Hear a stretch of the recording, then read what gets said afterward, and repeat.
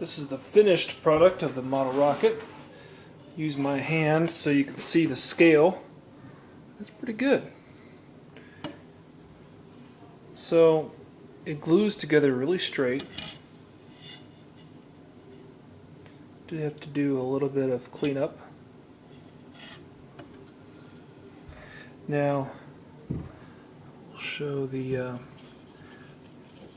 I had a problem with my settings.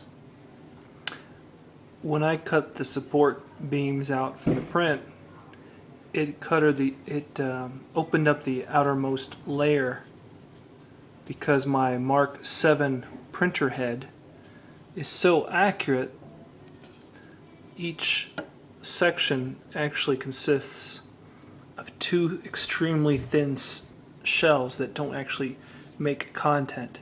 I can depress it and make the two layers touch.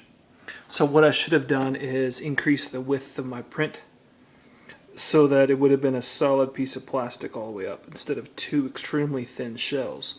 So in other words, this is very fragile. Let me get a measuring tape here. Nope, don't have one. Anyway, that's it. Finished rocket. Very satisfied. 3 hours. Here's a picture of the fins. The fins do have holes all the way through.